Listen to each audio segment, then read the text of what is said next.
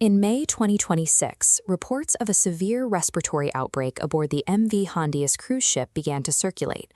Within days, the internet was saturated with claims that the world was facing its next pandemic. The pathogen responsible was Hantavirus. But despite the online alarm, this is not a newly evolved threat. Scientists have been tracking and studying hantaviruses around the globe for decades.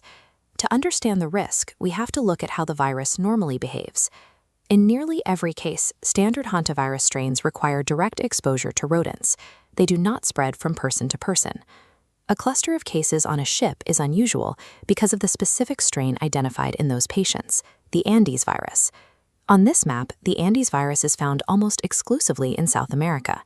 It is the single known exception in the hantavirus family with the documented ability to transmit between humans, though this usually requires prolonged, close contact with someone already symptomatic. Because of that specific transmission requirement, global health organizations like the WHO are not recommending any travel or trade restrictions. The risk to the general public from this specific cruise ship event remains low.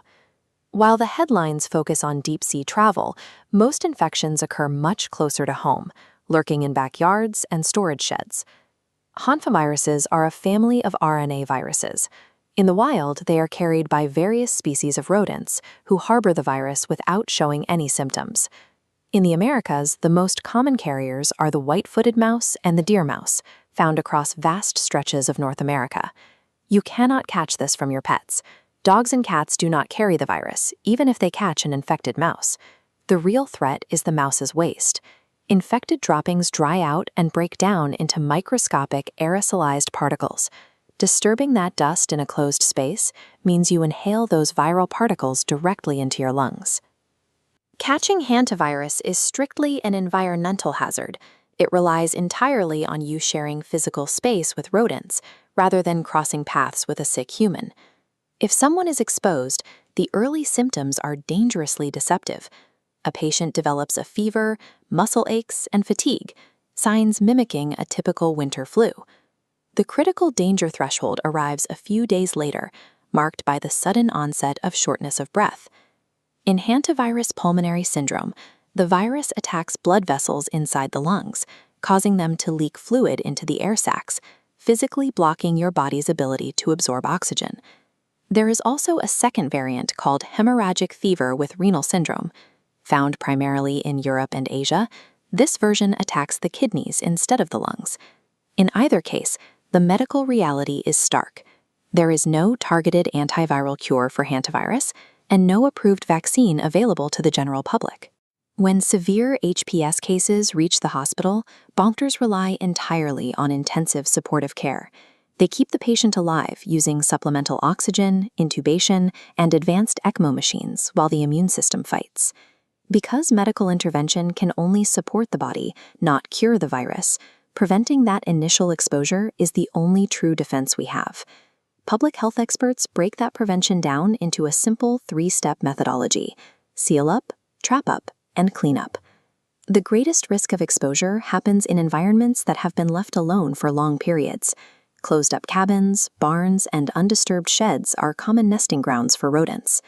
When it's time to clean these spaces, people often rely on their instincts. They grab a broom or a vacuum cleaner. That is the single most dangerous mistake you can make. Sweeping shatters dormant droppings. At a microscopic level, stiff bristles act like a hammer, launching a dense cloud of viral dust into your breathing zone. Safe cleaning requires a different approach. Step 1, before you even step inside, open the doors and windows. Let the space ventilate for at least 30 minutes to clear out any airborne particles. Next comes wet cleaning. Put on a mask and rubber gloves and heavily spray the droppings with a bleach solution or a commercial disinfectant. The liquid traps the dust, neutralizing the virus and pinning the particles to the floor. Finally, use paper towels to wipe up the wet material, seal it all in double garbage bags, and throw it in an outdoor trash can.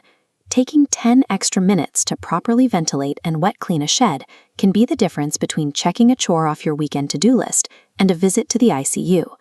Learning these habits is becoming more urgent.